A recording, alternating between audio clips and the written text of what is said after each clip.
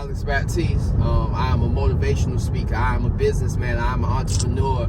I am really anything that I want to be. And I'm from Savannah, Georgia. My mama from Savannah, my daddy from Haiti. And I come from real good people. You know, of course, I've been through my own little stuff, my own little era. I've been in trouble, which is a lot of what makes me, from even starting my business, I learned that I've always been a hustler. I've always been good at hustling. I've always been into it. That's just been part of me. But I learned that, Alex, if you can switch your hustling from the negative way and move it the positive way, how much more you can progress and how much more, you know, you can really get where you need to be. So that's really what from the age of 17 to about like 22, man, I've been on the negative route. I've been dealing with going back and forth to jail, the streets, and doing it the wrong way. And I can say from the age about maybe 23, about, let's say 23 on the now, currently right now I'm 26. So for the last about 3 years of my life, man, I've been really inputting it into positivity, inputting it into, you know, business, inputting it into entrepreneurship, inputting it into the youth and different things like that. So that's what's going on with me. I have a business by the name of Touch of Black, real big on businesses. Y'all know I got my shirt on, my black-owned business. Y'all know that's what I live by. And right now we on our way to Macon, Georgia, to doing a speech for an event called "If You Could Dream It, You Can Do It." And it's going down today. It's gonna be a great day.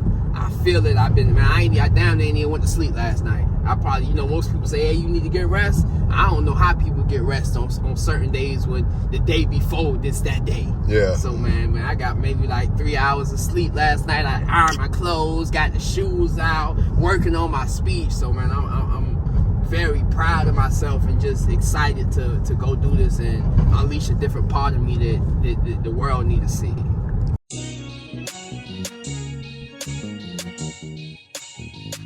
Stay focused on your dream. Stay focused on your dream. Stay focused on your dream.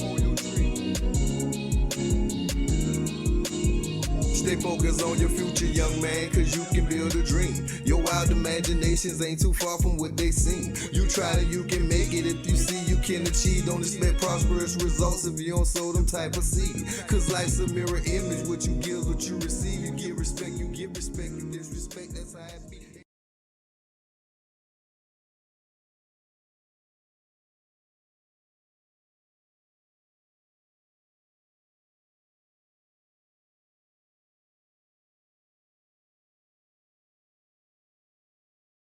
Research on him, because I feel like when we think of the word dream, it's no way to even think of that word without thinking of him. It's almost like you feel like his picture should be in the dictionary next to the word. Right. But I was looking at his times and eras, certain things he went through things. So he went to Morehouse College, and he graduated in 4 years. Miami, we give so many examples of why we can't finish school, why we can't go to school, why it's hard. And I looked at this guy. This is a guy who went through Morehouse, finished in 4 years during a time when they didn't even want niggas to go to school.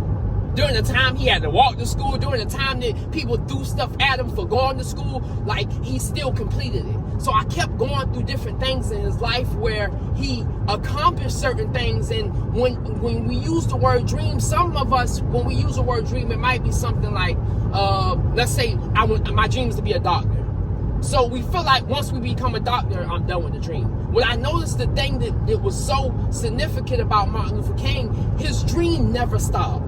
There was no such thing as, hey, I want to speak and I'm done. Like, every single thing that he accomplished in life, he kept accomplishing things. So it was almost like his dream was just to accomplish.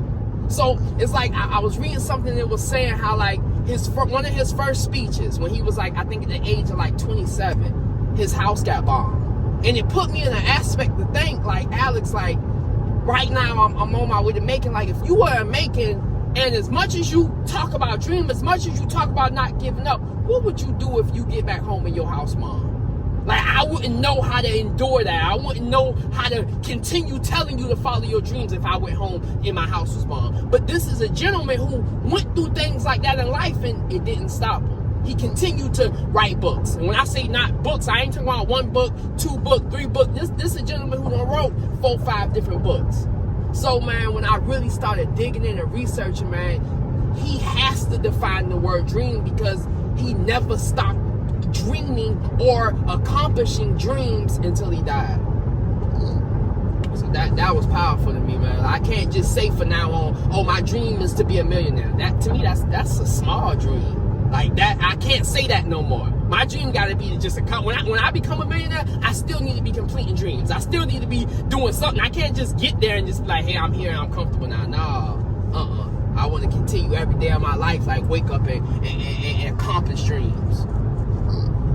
So, man, I say that the same, man. We got to understand that within business, within entrepreneurship, within dreams, like, we got to network, and you can't be thinking about, ooh, should I do it? No, you got to go with certain things that are valuable and valuable, so you can be certain places you need to be, man. That's what's going on, man. We about to tell these people about this going on here. I don't know what they got going on, but we gonna definitely let them know. How y'all doing? Hey, how you doing? What is this? What's going on down there? A birthday party? Okay, it's going on till how long? Oh no, I just asked because there's an event going on down here, like about 1 o'clock, 1:30. If y'all can't come through, if not, if y'all got something going on, I understand. I'm a motivational speaker. I just deal with the youth. I got a business by the name of Touch of Black. My name is Alex Baptiste. The name of the event is If You Can Dream It, You Can Do It. So if y'all could come through about 1:30 between that time, definitely come down there and check me out if y'all could. Okay. Definitely, I appreciate it.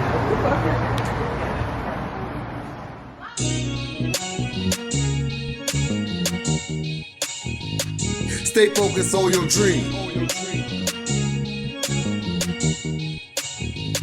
Stay focused on your dream. Stay focused on your dream.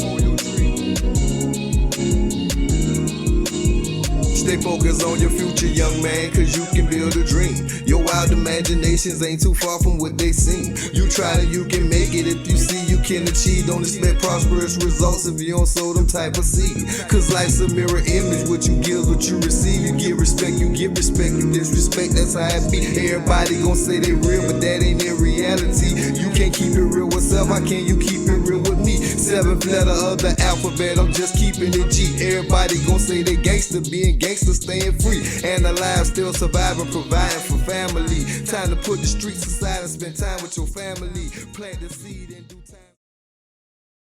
I tell you like this, like, my business was a situation within, like I told you earlier, I love to hustle. I love to grind. And what it was currently my girlfriend, she didn't want me to hustle within the bad ways, within drugs, within, just flipping stuff. So she seen the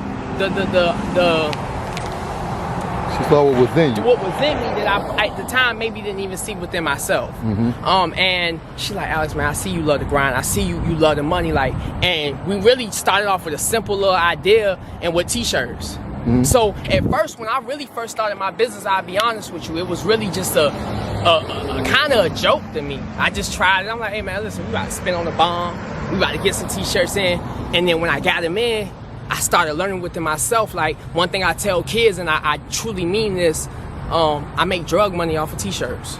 No ifs, ands, or buts about it. I don't got to worry about the police worrying about me having pounds. Like, I got tubs of t-shirts in my trunk because that's what's going on. So it put me in an aspect to see where I used to think and the mindset I used to have, where I could be, and seeing what I have now just off of something I never thought of. So that's what got me into my business within A Touch of Black.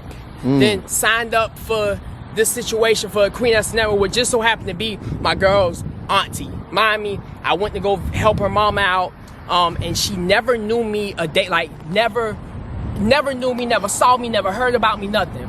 We were over there dealing with raking and helping with leaves. She pulled me to the side. As you met her earlier, you could see she very deep into being prophetic. She very deep into, when she hears something from God, she talk about it. She pulled me to the side and she said, I don't know basically what you do, what's your name. She said, I don't know what it is about you, but like, I see your name like like being somewhere. I see you talking to a big crowd of people. Like she basically just giving me the sauce. Like I never met, man, telling me like I see what's going on. I see you being a leader over a lot of people. Mommy, I've been heard this throughout my life. It done been times I've been in Atlanta and randomly a lady walk up to me and telling me, giving me sauce on my life. So what at the time it was just her saying it. Now mommy, she put me in a situation and told me about the entrepreneur program. I signed up for it. I invested within myself, paid money for it, this is that and the third. And in the midst of me being in the entrepreneur program just for my business, we at the radio station, and mommy, it's all us. I'm the youngest person in this program, the youngest person in it. And she on the radio station, she's like, hey, God told me to make you the lead speaker of the red carpet event. Mommy, she ain't asked me. She didn't pull me to the side and say, is it okay with you? She told me, basically, God told me to tell you that you're going to be the main speaker and that's what's going on. So it wasn't no situation where I could curl down and be like, I can't do it. I basically had to do it and had to get it done. So when I did it for the first time and spoke, oh my goodness, I saw what was within me that somebody else saw, and it told me, Alex, man, listen, boy, give it your all, and if you do that, and really do on the positivity side what you know you possible of doing, man, I see motivational speakers traveling the world making $50,000, $60,000, $70,000 just to talk for 30 minutes. I know what was possible for me to happen. I know what I can do. I know I'm powerful. I know that. So along the road, I especially this last week, I was just telling my mama, man, I don't know what this last week has been, but especially with me researching Martin Luther King, man, this last week has been tremendous to me. Like, that's why you see me walking. I've never done this, but I heard about him walking and marching. I say, Alex, boy, you better walk to the next convenience store and just tell people about what you got going on, especially if you believe in yourself. Now, if they don't show up, that is what it is.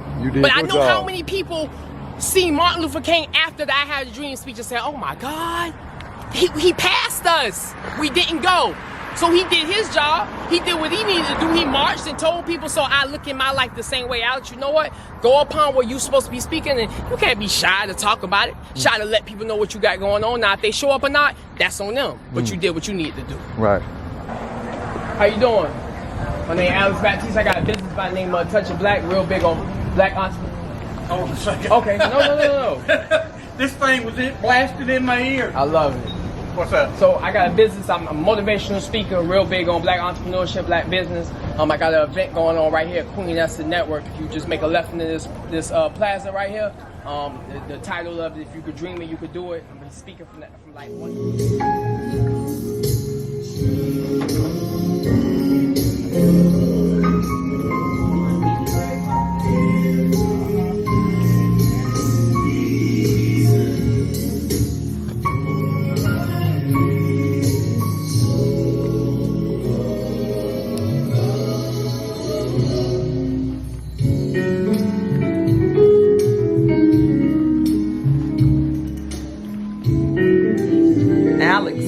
Purpose for being here is for you to connect with him for Savannah. That's what that is. Well, can you introduce yourself and kind of... Okay. Well, I am Dr. Janet Lamar. I'm also Apostle Janet Lamar, and I am the founder and owner of Queen Esther's Mega Network.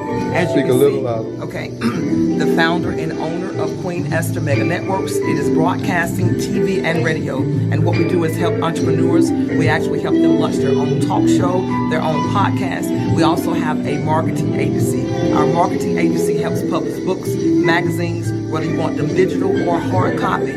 We do everything. You don't even have to know how to write. We know how to take your thought and turn it into a product. And so what we do is we network, and we understand that global networking is the key to global growth. And so I thank God for this journey. I am one that did not start right here. I actually started from homeless, but I had an idea, had a dream. That's something God gave me. And one thing I understand like this, Walt Disney says this, if you can dream it, you can do it. Thank you.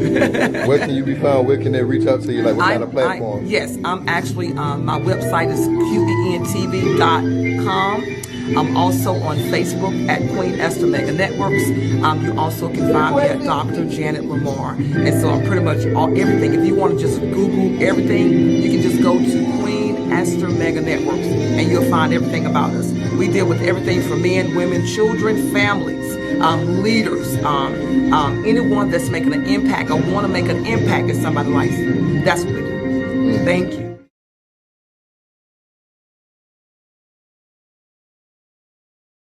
Feel as a mother, knowing everything that you know with your son, how does this make you feel, like, in general? Or what does it make you feel? I mean, I feel just excited, and it just goes to show you my confidence and the belief in God. Because no matter how far your child ventures away, if you really put him in the hands of God, God will bring him back to where he needs to be. Right. So I'm just glad to see him. For me, this is a blessing, because it's like, Lord, I know when I carried him in my womb, I prayed for him. And I saw him go through a period of defiance, disobedience, and disbelief. But to see you bring him back, it's just a blessing. I thank you, God, for just hearing my prayer and answering my prayer. So I'm proud of that. So if you could say anything to any other mother out there that may be dealing with parenthood from a level of seeing things how you saw your son when he was in that unbalanced energy, what kind of influence or inspiration would you give them, or even a great word just to keep them going forward? I would say to them, hold on, trust, lean into your faith, believe, because whatever you entrust to God, he will keep it. Say it again. Whatever you trust to God, he will keep it. His word says he's able to keep all that we entrust to him. It's not easy. This journey is not easy. But keep on believing, keep being positive, keep surrounding yourself with people who are positive and feed into you. And more than anything else, keep trusting God. And he will bring it back to where it's supposed to be. Hold on.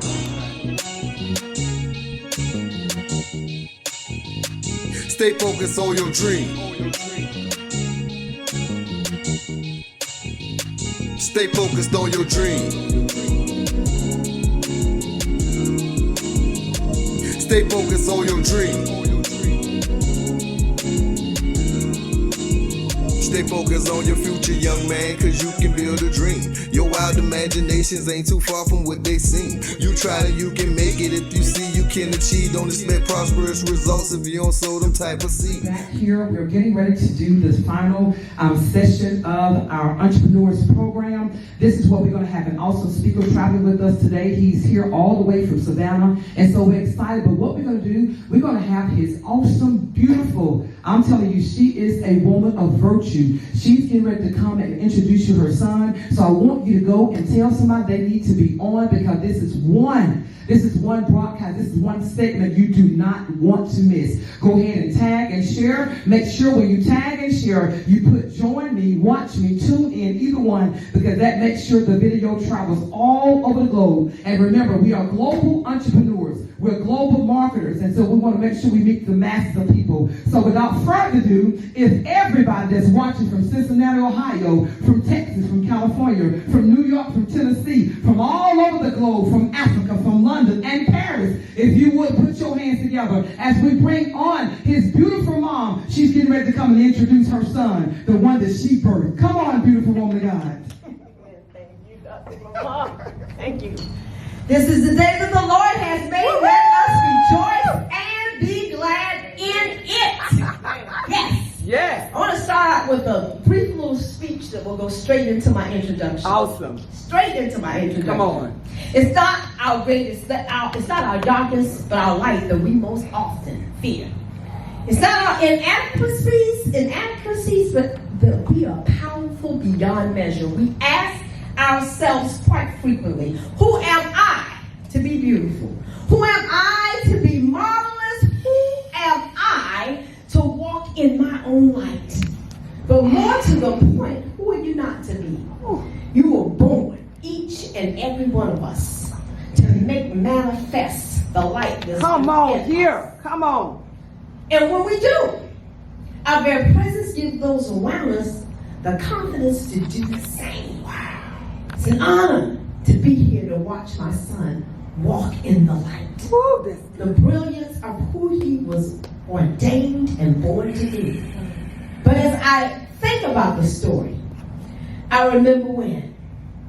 I remember as a little boy, through circumstances that had nothing to do with him, he was often in a dark place.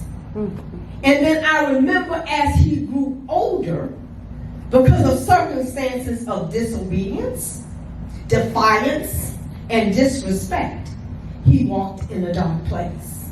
He began to hang out with the wrong people. He began to smoke weed. He began to do things that he was not raised to do. Come on. The time between between his 10th year as a sophomore and when he graduated, he'd been arrested 5 times. Jeez. Gone through more than he should have gone through as a young man. Robbed, beat down with a gun to his head, all kinds of things that I never knew about until later. 3rd-degree burns. Jesus. Things that he should have never gone through. Wow. He went through. Wow. But let me tell you something, people. Woo. When God makes a promise to Come you, on here. and when we give him and trust, and I knew, because I prayed for him when he was in my womb. My goodness. So God says that he will keep everything that we entrust in him. Jeez. So I just want to testify to the mothers that are watching. Don't give up. Hold on. Trust God. Because now I'm watching him become the man that God has created him to become. A wonderful father. And a serial entrepreneur. He started his first business when he was a little boy. Always had an entrepreneurial spirit. As a 6, 7-year-old, he was always a hustler, always going out, breaking the neighbors' yards, cutting grass.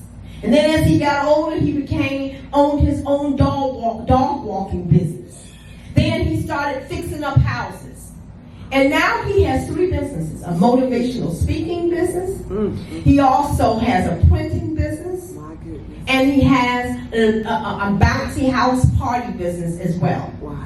Not to mention that he started his own podcast, Mob, Minding Your Own Black-Owned Business. That is his brand. Jeez. 2 years ago, he launched the first Black African-American Millennial Expo. Woo!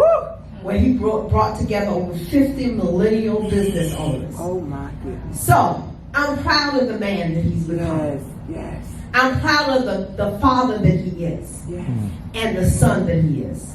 So, at this moment, with no further ado, I am going to introduce to some and present to others my son, Alex Jean Baptiste. That's when you gotta go on tunnel vision by yourself and figure it out. That's when you jump in that water and learn how to swim. If not, you will continue to drown. You ain't got no money, find a way, cause even flipping birds be sailing around. Might not be what you envision, but it's just a stepping stone until you get off the ground. You done already sent messages, don't keep on calling the text. It ain't saw when you said it. Everybody not gonna have it to give it. The people who do it, that's all they investment. Don't even say what you doing no more. It's gonna make them wonder how you got where you headed. I know you wanna be included, but this your dream. Don't let that stop your progression.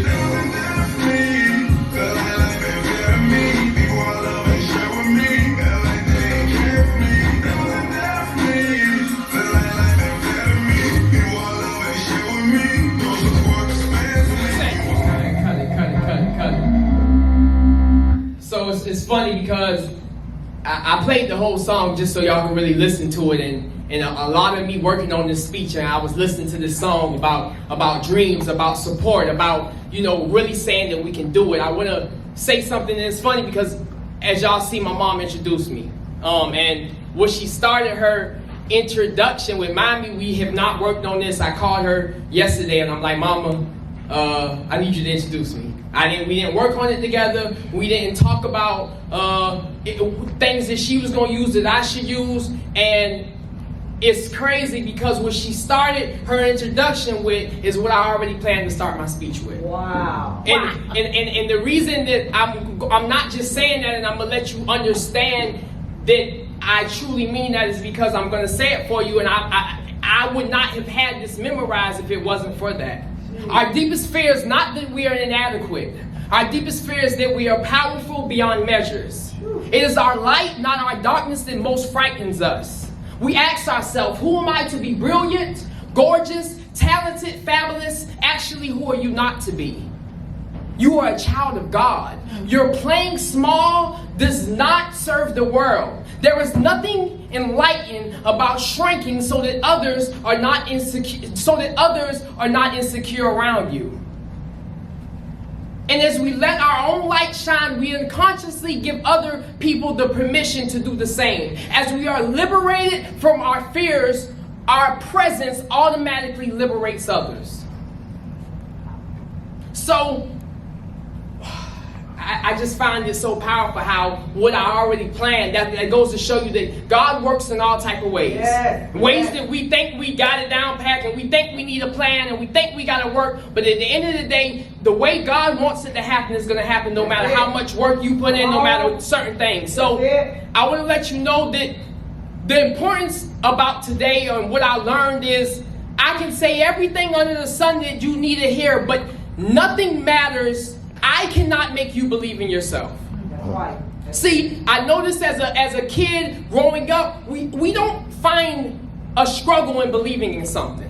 And the reason I say that, because from a child until now, for different people who are different ages, you've always believed in something. No matter if it was a football player, a basketball player, an action figure, even since we're a child, we're conditioned to believe in God. Right. Now, nothing is wrong with believing in God because I believe in God. But the one thing that I find that is wrong is that people believe in God but don't believe in themselves. And what I've noticed is there is no possible way to believe in God without believing in myself, because God made me. So we sit back sometimes and we like, oh, I pray every day. God gonna make it happen. He gonna do this. Yeah, he is, but if you don't input yourself, it won't happen. I don't care if you're the best God praiser in the world. If you don't believe within yourself, it's no way that it can happen. That's right. So the title of the speech of this event of this week is, if you can dream it, you can do it. That's it. So I want to let y'all know something that it's funny because I don't like reading. Anybody who knows me knows that going through school, I was always into math. And it's funny because I like speaking but don't like reading. And I realized that over this week, why I like one more than the other. And the reason is, when you read something, there is no right or wrong answer.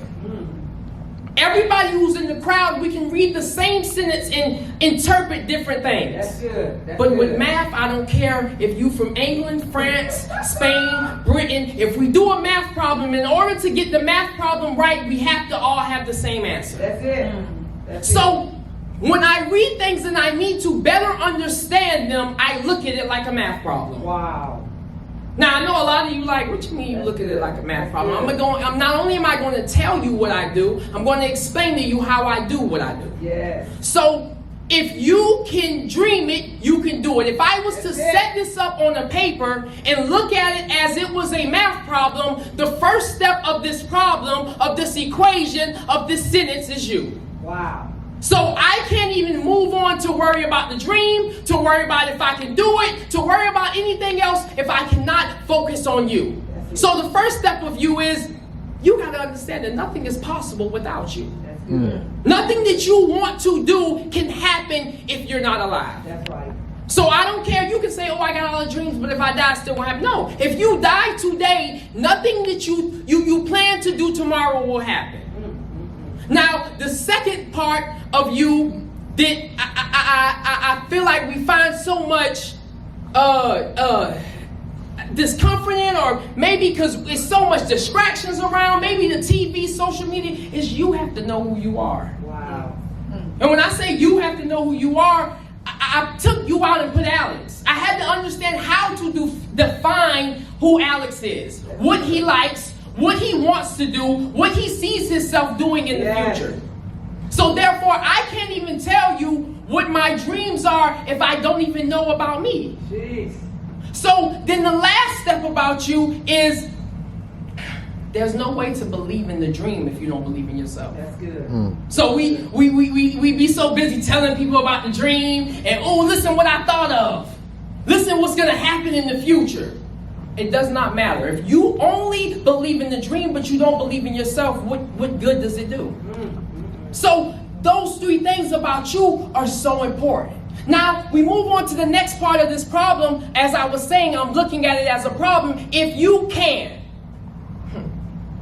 So, can you do it? Are you capable? Sometimes, I think that it is, we think we can do something or think we can't do something, but the funny thing about it is I tell people, how do you know you can do something if you don't try? That's right. Right now, so many people are so quick to say, oh, I can't run a mile, I'm too old. I can't run a mile, I'm too big. You've never tried to run a mile. That's right. You might run a mile and be like, oh, this is what the mile was? That's good. But if you never try, never get up to do it, you'll forever say you can't do it. That's right. Now, what I learned about the word can is either you can or you can't. Sometimes we try to make ourselves feel good about it when people ask us. So I was thinking about a situation when it comes to my son, and we do this with life and we do this with dreams. Somebody will ask us a question, like, for example, I'm going to put it in a simple form to make you understand it. If you was to ask me, my oldest son is 6 years old. In December, he'll be 7. If you was to ask me, can he ride a bike? My answer to make myself feel good about myself and to not really, feel discomfort would be, yeah, he can with the training wheels. Yeah, he could if we were to work more on it. But in actuality, he can. So it doesn't matter how good I want to sugarcoat it and try to think I feel good. I'm not saying that he can't one day be able to ride a bike, but currently, right now, with the age he is, it doesn't matter if I work more with him, if we spend more time, he can't ride a bike without training wheels. So I want to do an example of something that I saw that made me be like, dang, like, can you come in real quick for me? So when it comes to the word try, I'm going to do something to make you understand something that I did that made me understand, like, if I drop the lighter on the ground and I ask, can you try to get the lighter?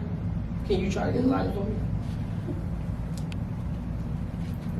Do you notice that she just picked up the lighter? It wasn't a necessarily thing about trying to do it. Right. Either you can pick up the lighter or you can't pick up the lighter. Say that. It does not matter. Yeah. She didn't look at me and say, oh, it's too far down there. She didn't look at me and give me the reason of, oh, well, I don't want to bend down. She just said, oh, he said try to do it, and I did what needed to be done. So the same thing goes within our dreams. Thank you so much. I appreciate it. Same thing goes within our dreams. That's good. Either you do it or you don't. That's it. So I've dissected what you means, I went on to what can means, and now we're going to move on to dream. See, as we all know, it's so funny because God puts you in certain opportunities to get ready for something that might be, God might put you in an opportunity today to get ready for something in 5-10 years. That's right. But we don't see it, we just do it. So my last speech that I spoke from one of my first speeches is your dreams can't come true without you. So therefore, the word dream, I am very passionate about. Yes. I am passionate to understand and dissect what dream means for me. So I came up with an acronym for dream for me, and we're going to start off with D. What I put for D is determined. I need you to understand that there is no way that your dream can come true, or you need to do what needs to be done if you aren't determined about it. And when I say determined, I need you to understand the determination that you see a kid have when he needs to walk. There's never been a child that you've met that you've seen that's like, it was too hard to walk, so I didn't walk. Do you know how many kids you see them fall over and over and over and over again? But every kid that you look around, some get it down at 1, some get it down pack at 2, some get it down pack whatever. But if you let me know, have you ever seen someone who's still crawling because it was too hard to walk? No, because we were determined as children. As the poem said earlier, we were all meant to shine as children do. So the same thing goes within our dreams. We were meant to do these things. So then we're going to go on the R of listen, it's funny that I'm going on to the word realistic. I know we try to do things so perfect, and you listen, I need to give me a drink of water, so y'all give me a second. So, the word for R that I pick is realistic. You got to understand that your dream has to be realistic to you. I don't care if your dream's realistic to your mama, to your daddy, to your great-granddaddy, to your teacher. That's irrelevant to me. Now, if you second guessing your dream and it's not realistic to you, then switch it up. But your dream has to be realistic to you. And what made me pick realistic is I noticed that every dream was once impossible until someone made it possible. Yes. I can name until I'm blue in the face: airplanes, cars, lighters, trains. It never was one. But it was realistic to the person who did it. They never had the people who were making the planes never had conversations and looked at each other and was like, "Ooh, y'all, they never made one of these before. You think we can do it?" They just needed to get done, and because their dream was realistic to them, it happened. So I was doing research as I was doing my speech, and I'm flicking the lighter, and then I'm outside working on my speech, and I'm looking down at the sticks on the ground. And I thought about it and I said, ooh, I could only imagine how the guy who used to make fires out of a stick could imagine a lighter.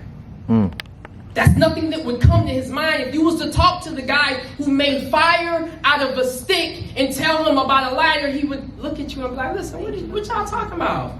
I make fire out of a stick. Ain't no such thing as a lighter. So I went and did the research. I looked at it and I said the first time that after making fire from a stick, what it went on to. It went from fire with a stick to a matchbook. From a matchbook to a lighter that you plug up to the wall. From a lighter you plug up to the wall to a portable lighter. And I looked at the different dates and I noticed how one dream each was a different inventor, but it revolved around the same dream, but each one was a little different. So sometimes we look at something and we're like, oh, they came up with it already. I can't do it. That ain't true. Because you're possible to make it better than what it needs to be. So same thing as looking at the light bulb. The light bulb was a great invention, but the person who invented the lamp, to me, they just as good. They're the same thing, but then in actuality, it's not. One's in the roof, one's portable, you plug it up. So we have to look at our dreams the same way. We can't short stop ourselves and be like, oh no, that ain't possible. No, it's not a flying car yet. So if you're into mechanics and putting things together, I think you could be the one to make a flying car. So then we're going to go on to E. The word I picked for E is everything. Your dream got to mean everything to you. Not kind of something, not, ooh, I think it's going to happen. It has to mean more than food.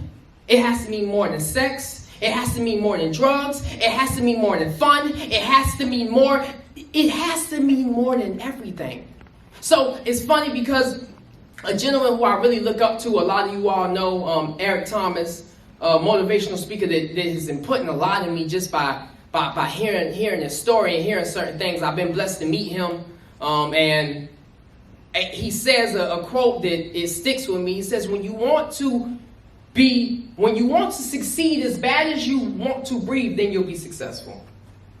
So in with our dreams, sometimes I'm going to tell you a story about him that things happen unexpectedly, or things within our dream we want it to come true today, or we want it to happen like this, but unfortunately it doesn't always happen that way. God might say, you ain't ready today. I'm going to bring it to you next year. I'm going to bring it to you a month from now. So I went to a men's conference, an Eric Thomas men's conference in Atlanta. It was an event that changed my life, and an event that I can't even explain. When I went in there with determination. I went in there with wanting to meet him. I went in there with the idea, telling him I'm going to give him a shirt, I'm going to take a picture with him. I went in there with all that on my mind. Went all the way to Atlanta. And I got there, I did some networking with somebody who actually was from Savannah. And it was crazy because I knew that in my mind, I'm like, oh, I'm going to get a picture with him. I'm going to get a picture with Eric Thomas. And when he was done speaking, he left stage that day. I didn't get a picture with him. I ended up getting a picture with his best man or somebody, Carl, CJ. I got a picture with two of the speakers. I was able to network. I even was able to give his security a t-shirt to give to him. But when I left, I'm going to be honest with y'all, I was a little discouraged because I didn't get a picture with him. Now, the date for that was May 21st. I went and looked at my pictures today. It was May 21st when I went to Atlanta.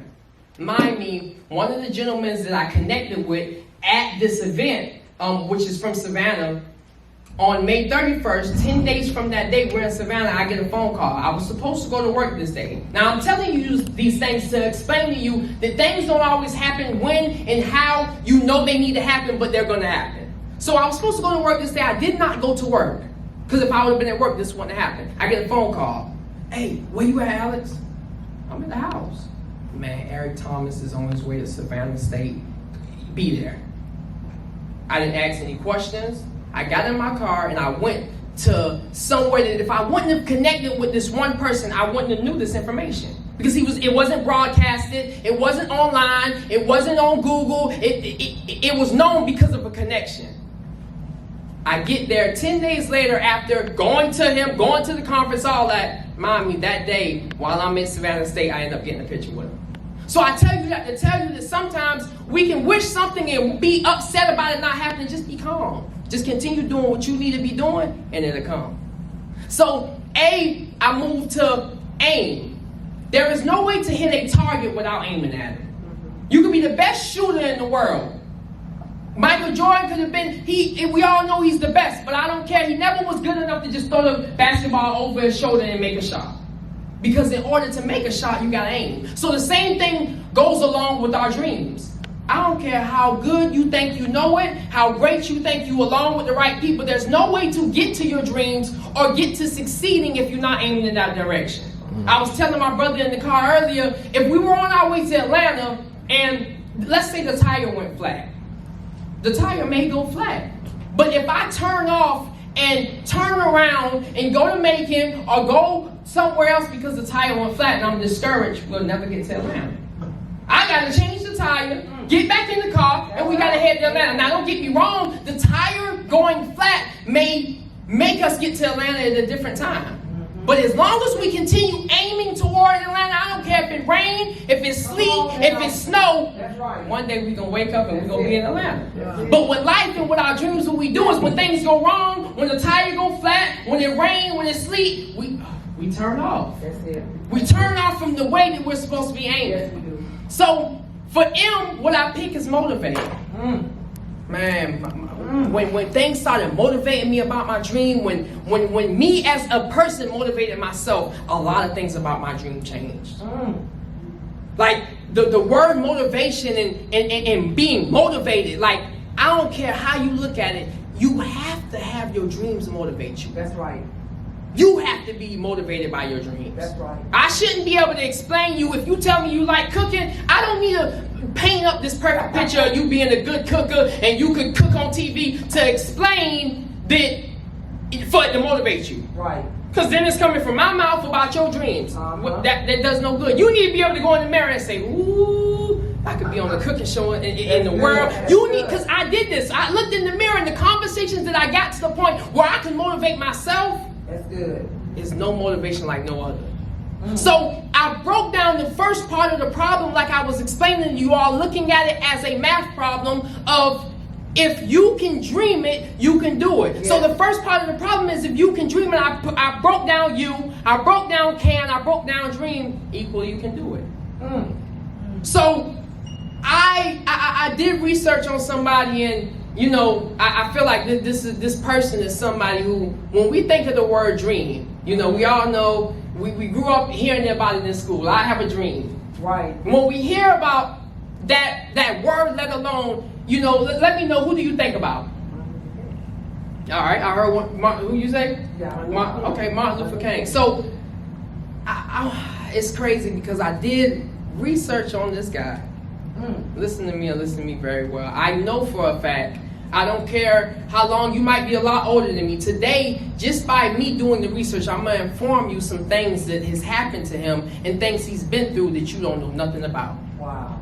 And that I never knew about, things that were, in my mind, I'm like, ooh, I should know these things. Right. But I found out and I did the research for myself. See, the thing about research is I can tell you something today and you'll forget tomorrow because I just told you. But when you go do the research for yourself, you're going to remember it. That's right. So, Martin Luther King, at he was born, as a lot of you would know, January 16, 1929. Now, 1944, he was a freshman at Morehouse. He got his degree in 1948. It took him 4 years to get his degree. Okay. Now, I start off with that because nowadays, we're in 2022, and so many people give reasons why they can't get the degree, why they can't go to school, why they can't do this. What I'm explaining to you is this was a gentleman who was in a time where everything was against him in life. Wow. Everything. He didn't have no mom and daddy say. I don't believe he did. Yes, I think they believed in him, but I don't think that they was like, baby boy, do what you doing. Wow. But he did it. Even though white people didn't want it and he shouldn't have had it, I don't believe he had the most money. I hear us say it all the time, I don't got money to do it. If you ask me, I don't think he had the most money. But some way, somehow he did it. Now, 1953, at the age of 24, he was married. Had his first child at 26. Mommy, today I am 26. Well, I turned 27 in September 28th. So I found out when he was 27, 1956, while he was at a mass meeting, he was speaking one of his first speeches, his house was bombed. Wow. Now, mommy, while I'm sitting here speaking to you all, I just named the same thing within our age. I don't know what I would do if my house was to be bombed while I'm sitting here speaking to y'all. Wow. I just got done talking and telling you how to be determined, how to be. I done told you, I don't know that if I can continue doing that if I get home and my house is bombed. Exactly. That's a lot to go home and my house be bombed and I just continue going. But I found out about it and I'm like, ooh, his house got bombed in the early stages. I'm not even nowhere near telling you what all he accomplished. Now, second child came at 1957. Also, that year he was the cover of Time magazine.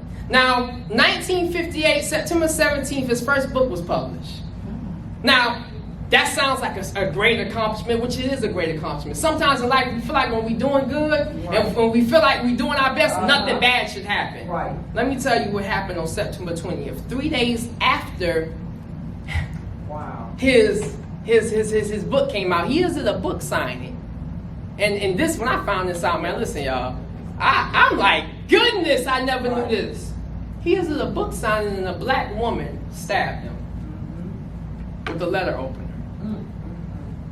As you can see, the letter opener was 7 inches. I was so passionate about this information that I went and I found a letter opener the exact same 7 inches that it is. I did the math. This is 7 inches.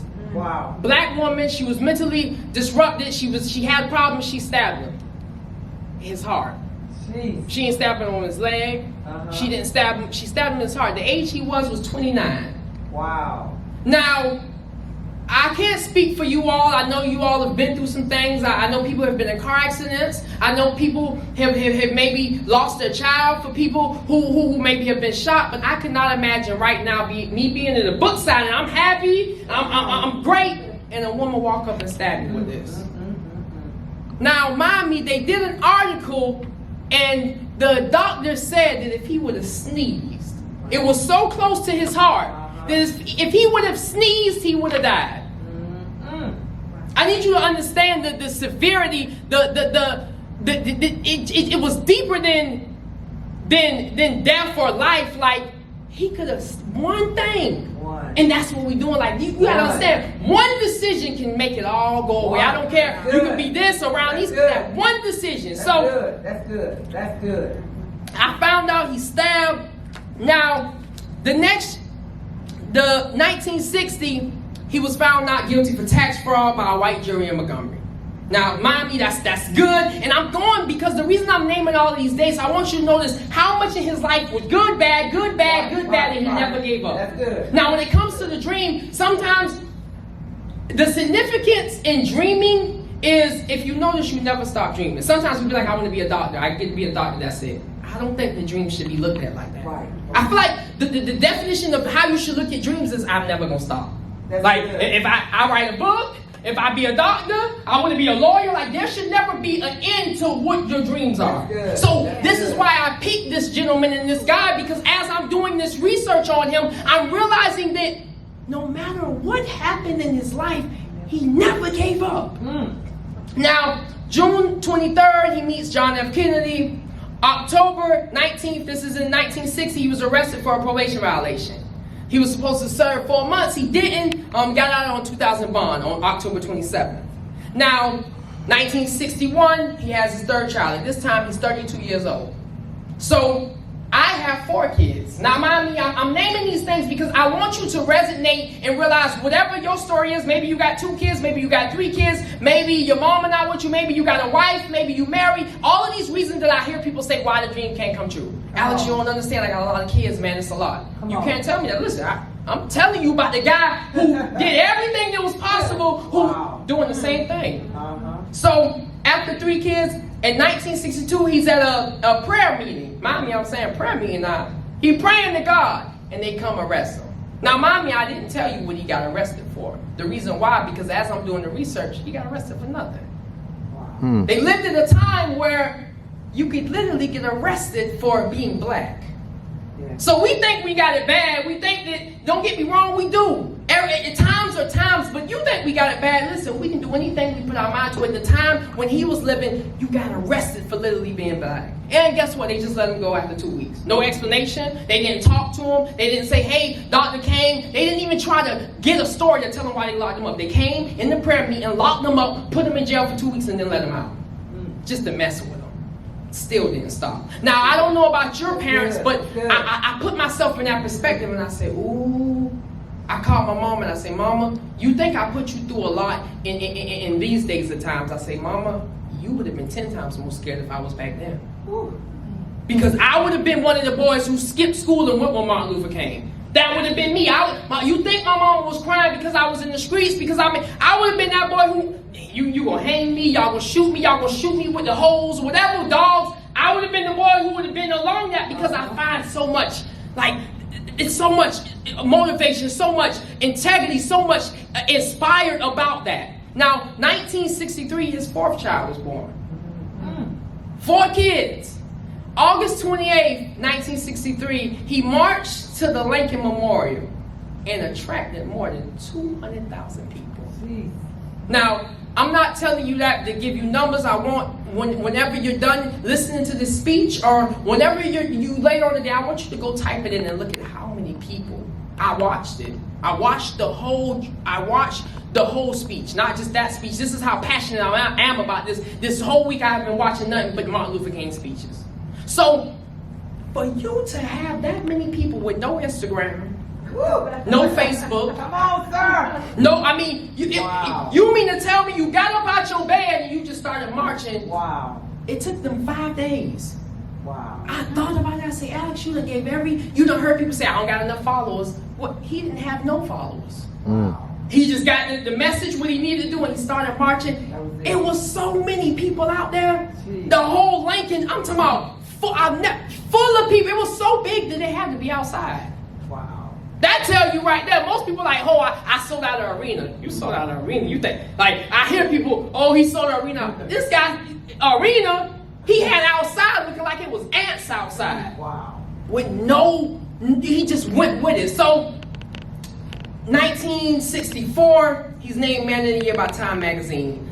March 26th, he meets Malcolm X. Now, I'm telling you about him meeting people as well because that's the important thing about the dream. So sometimes we so focused on accomplishing things and not understanding that there's certain things along the way that you have to do in order to accomplish it. That's right. Everybody who was in this room today, I can't tell you why you came, why you didn't bring who you needed to bring, but who's here is the reason why you're here. It's a reason. Right. You needed to meet me today. Right. Now, later on down the road, I know for a fact, I can't speak for you, but I know for a fact, y'all will be telling, well, listen, boy, I met Alex Baptiste. I heard from Alex Baptiste.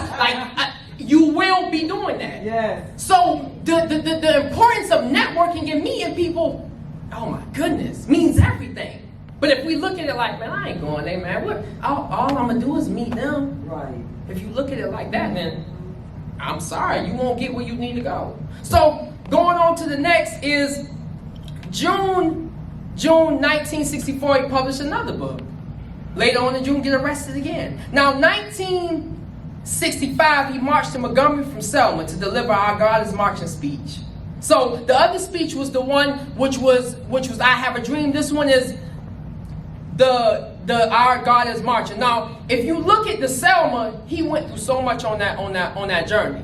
sprayed by hoses, I would have turned around. Just me thinking realistically now, I might have turned around and said, hey, y'all, we might gotta try this again tomorrow. But it did not stop him. So I'm giving you everything that I'm saying, that I'm letting you know that you should know. And June 1966, I found this out. I said, ooh, he was hard with this one. He resumed a march against fear from Memphis to Jackson, Mississippi, after the guy who originally started the march was shot and wounded. Now, sometimes in life, we don't want to do something because it's too dangerous. We like, ooh, hold on, they got hurt doing that. We ain't gonna do that. This man say, oh, they got hurt doing it. I'm gonna pick up and I'm gonna take off and do what I need to do to make it done.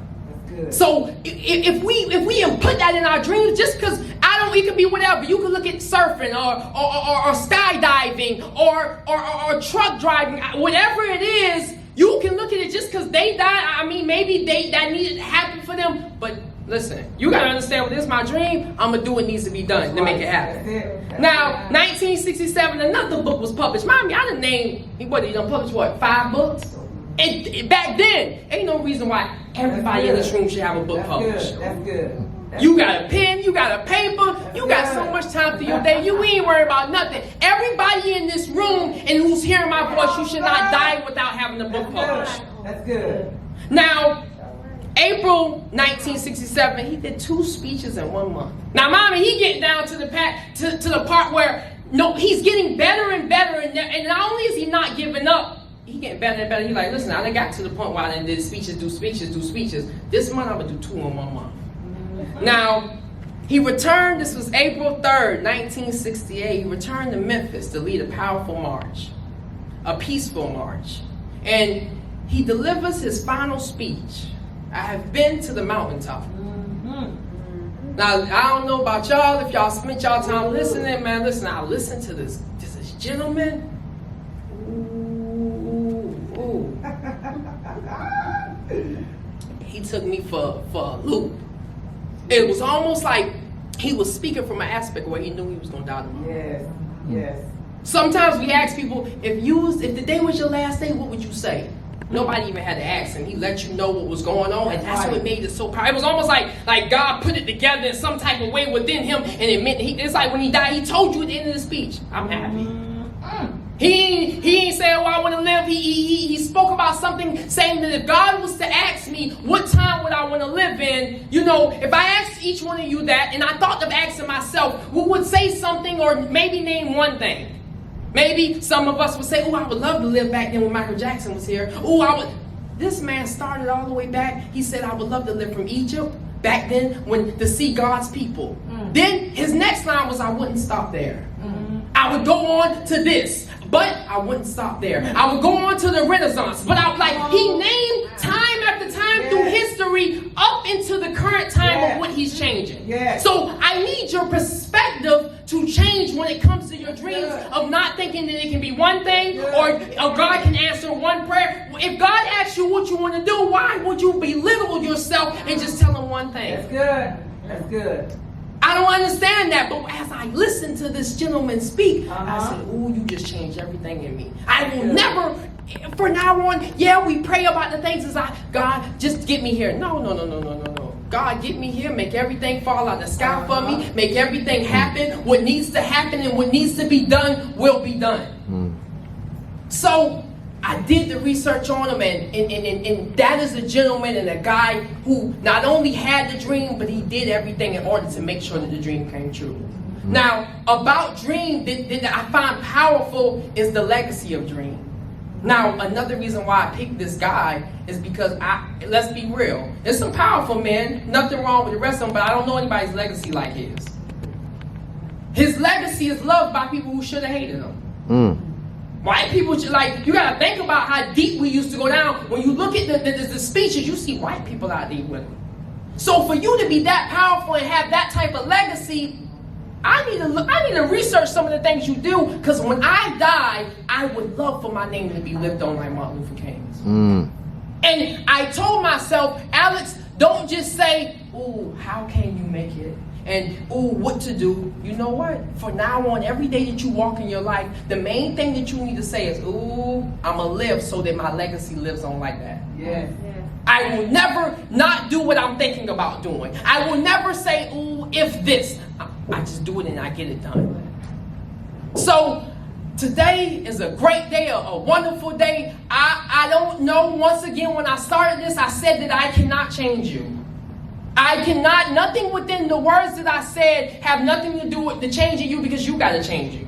Now, I can help, I can influence, I can motivate, but you got to walk out of here or leave this post or go on to your next destination and realize what you want for yourself.